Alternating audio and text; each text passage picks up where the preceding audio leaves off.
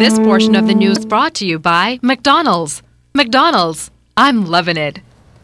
The country's leading telecommunications company is now ready to expand its competitive market. Some good news there. Earlier this week, the Bahamas Telecommunications Company received certification of readiness in number portability from the Utilities Regulation and Competition Authority.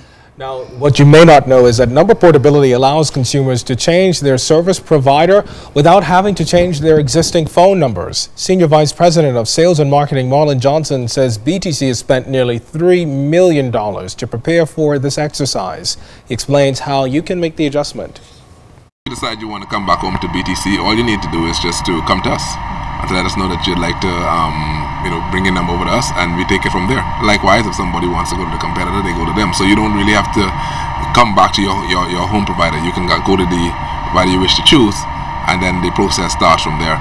And it should be, from that point, it's a pretty seamless process.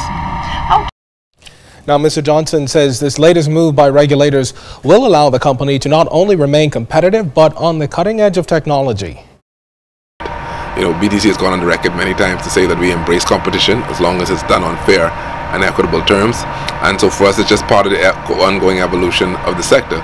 And the ultimate aim of the whole move to competition is to get the power in the hands of the consumer and out of the hands of the businesses. So we look forward to robust and open competition. We feel confident that our product has the reliability element, has the value element that will make people stay with our home phone product. We feel comfortable with what we're doing for Home Phone Plus and allowing for free long distance calls. We believe our internet product is superior at a lower price, and we believe we get ready to look at getting into television soon. So just as our competitors competing in our turf, we look forward to competing in theirs. And BTC and Samsung set to launch a new suite of mobile products to the local market soon, right in time for the holiday season. The Galaxy Note 3, along with the Galaxy Note Gear, considered the companion to the product, are among the newest innovative devices the brand is offering. Samsung's regional sales manager, Nicholas Lanafranc, says the company's main focus is making the devices life companions. The good thing with the way we've positioned our products is that we have a device for each different type of user. So that power business user, or that's looking for a large screen, or just that user that's looking for that large screen format, the Note 3 is a perfect device for it, for that person. The S4 is our flagship device. Using the person looking for that that nice, perfect mix between a larger screen format with a little more portability, we have the S4. Then we have the S4 Mini for, again, those users that want that experience that you get on those larger screen devices, but they still prefer that smaller screen format for the utmost portability. It's just a way for us to position our products in a way where you have one device. Our motto is not to have multiple, one device for everyone. I think there's a device for each individual user. In other news, President of the Bahamas Institute of Chartered Accountants, Jasmine Davis, says that Bahamians are not fully ready for value-added tax. With the government's target date nearing and value-added tax expected to be implemented on July 1, Davis says the public still has a lot to learn about VAT, noting that the government has fallen short in its educational campaign. I think that July 1, 2014 is ambitious. The government is saying that it is doable. There is a lot that has to happen in terms of consumer education, community education. We are in a family of islands. We're just not one landmass. Here in the capital, we're the mecca of business, and then we have Abaco and Grand Bahama following, and then the other family islands, and we want to ensure that in terms of the public interest that it's not going to be too regressive for every Bahamian, whether it is that they live here in Nassau or whether they live as far south as Inagua. Now, BICA introduced its 25-member VAT committee during a luncheon at Luciano's of Chicago this week. The committee, comprised of accounting professionals, will engage policymakers and meet with the Ministry of Finance in a focus group forum to present its views on accounting definitions, accounting treatment, and reporting concepts as it relates to the new tax regime.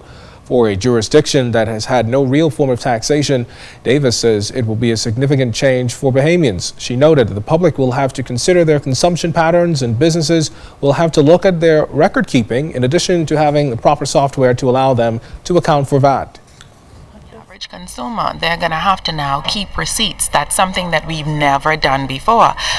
When I go to the grocery store, when I get my change in my receipt, I say, could you throw this away for me? So it's something now that we're going to have to look at in terms of keeping our receipts so that we can go ahead and claim back the things that are also going to be refunded to us. Yesterday was observed as the International Day of People with Disability. The international observance, promoted by the United Nations since 1992, aims to promote an understanding of disability issues and mobilize support for the dignity, rights, and well-being of persons with disabilities. This year, the Bahamas National Council for the Disabled is partnering with the Royal Bahamas Police Force to sensitize the country about their challenges. Immediate past President and Public Relations Director Sheila Kummer is excited about the new alliance. The police are our friends, and I thank them for being our friends. And I think persons with disability will feel very much more comfortable to realize that they are able to call on the police officer, and hopefully in our own way there could be a greater sensitization. Police Commissioner Alison Greenslade was the patron for the Council's Evening of Entertainment at Police Headquarters last night and all other International Disabled Day events. He's encouraging the public to support their efforts and also explained how officers will be trained to help all persons with disabilities. Recruit training classes that are in now are going to be the first benefactors of the new training that we're going to bring to the table, where experts will come in, and certainly persons from this council, to speak to them and to tell those young policemen who are just starting their careers how vitally important it is to pay attention to all of our people and listen to my words, to treat all of our people, be they citizens, residents, or visitors to this country, with care, respect, and trust. Well, coming up in Family Island News, food self-sufficiency with the help of one island. We'll explain coming up. You're watching The Bahamas Tonight. This portion of the news was brought to you by McDonald's. McDonald's, I'm loving it.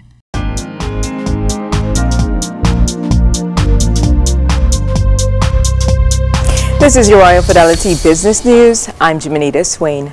The Ministry of Tourism recently held a media blitz in Toronto, Canada to promote the Bahamas. Tourism Minister Obi Wolshcombe commended BTO Canada Director Paul Strawn for taking up the challenge to lead his team and launching such a dynamic and first-rate advertising campaign. The minister noted that tourism will no longer rely on outside advertising and public relations agencies to execute its campaigns, having terminated all such contracts within the past year. In other business news, Sandals Royal Bahamian will retain most of the 22 graduates of its hospitality training program. General Manager Patrick Drake touted this latest group of HTP graduates as some of the best to have ever come through the program. And the process to find those 22 individuals began with a room of more than 140 people vying for a spot. The HTP program is a chance for individuals to receive hospitality training throughout the various departments at Sandals' prestigious resort property. And in international business news, what would the 12 days of Christmas gift cost today? Well, Reuters is reporting that if you followed the popular Christmas tune to purchase gifts, the PNC Wealth Management Christmas Price Index showed this time around your true love would shell out $27,393. That's up 7.7% from the 2012 price tag. Prices for most of the items in the song, including the partridge, 2 turtle doves, 3 French hens, and 5 gold rings, remain steady from last year.